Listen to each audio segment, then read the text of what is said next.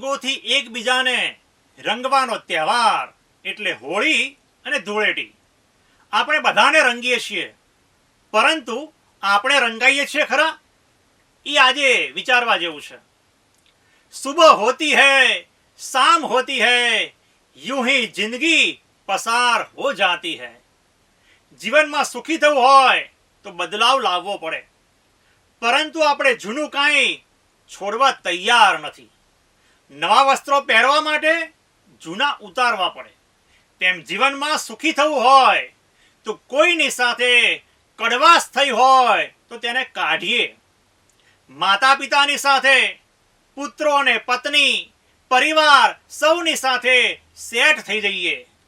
Set થઈશું તો fight નહીં થાય. દરરોજ થોડું મેડિટેશન જોઈએ. ભગવત સ્મરણ કરીશું તો શાંતિ અને સુખની અનુભૂતિ થશે.